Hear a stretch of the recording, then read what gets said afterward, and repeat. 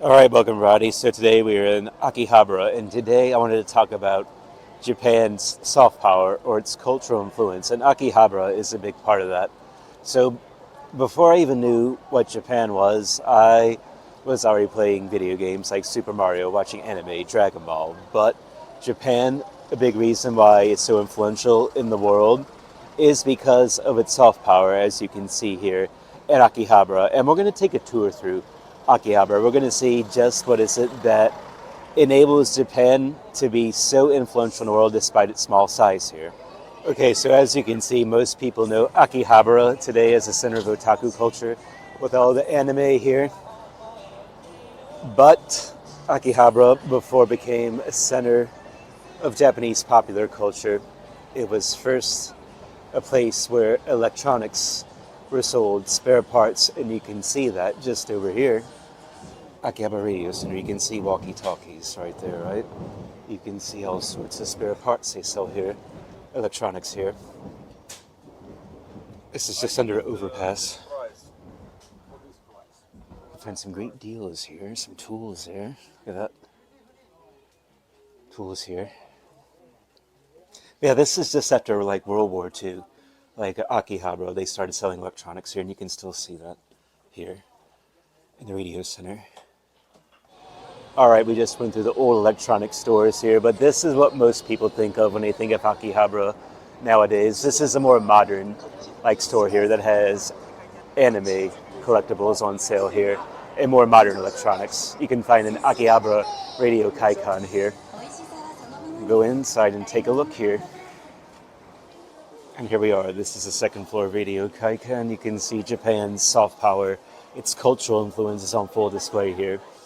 Fans of anime, they don't just watch their anime. A lot of them, they buy figurines. And you can see here, like Dragon Ball and One Piece, they're the most predominant like figurines that are sold here throughout Akihabara, here in Radio Kaikan as well here. You have so many figurines. You can see fans from all over the world, they come here to buy their favorite characters in figurine form. So yes, one of the core aspects of soft power is the image that a country projects to the world, and anime for Japan is a big part of that for many people. Many people know Japan a lot for its anime, as you can see with these figurines here. Alright, now we're at Animate here, and this is where the collectibles are sold for your favorite anime or manga, and this is where anime becomes not something you just really watch on TV or read in a book. It becomes more of a lifestyle when you sell all these collectibles here. It's a very clever way for Japan to spread its culture, its soft power worldwide here with all these collectibles that are sold here in Animate. And of course, here's a great example I'm talking about. We got t-shirts from your favorite anime manga series. You can see One Piece there, of course, and others as well. T-shirts here. Or in addition to shirts, you have also lots of other merchandising items that are all ways that Japan spreads its soft power abroad. You can see there's posters there. We got keychains from your favorite anime. We even got some masks up there. And cards, we also got cards too, in addition to the t-shirts. Many different ways that Japan spreads its soft power across the world with all these merchandising items here. Your favorite anime. Alright, we got manga here. This is a shonen manga, boys comics here, and this is essentially the book version of anime. You can see there's One Piece right there, yeah, always popular. This is another way Japan projects its soft power. There's Naruto, so not just anime, of course. We got comics here as well. And we have Dragon Ball, yes, Dragon Ball, and some others as well. Lots of manga here in Animate. Another way that Japan projects its soft power throughout the world, its image, if you will.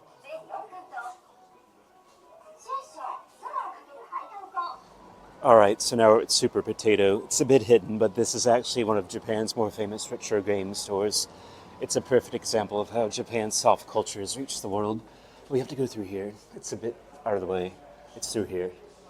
Gotta go up the elevator.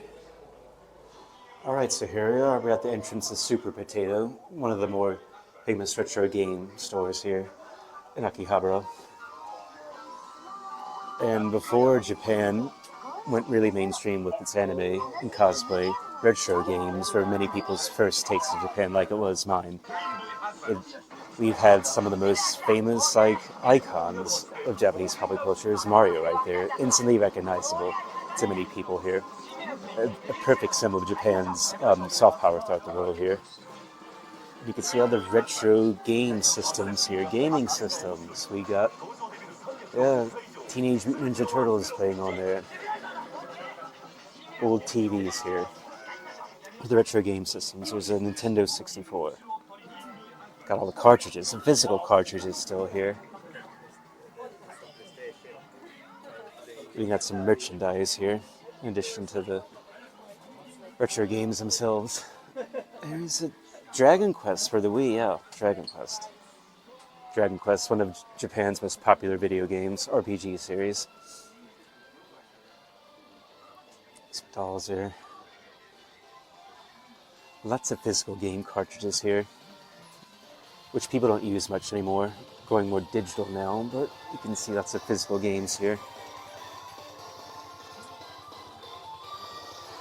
But yeah, this store is a perfect symbol of Japan's soft power here. Its first use of soft power, all these retro games here. That's how many people were first introduced to Japan. So actually gaming here, as you can see here, there's Zelda right there. These are Game Boy games here.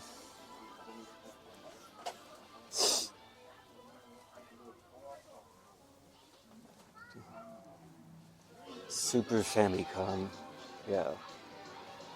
Lots of people had those back then. It's physical games here. Japan's soft power on display here.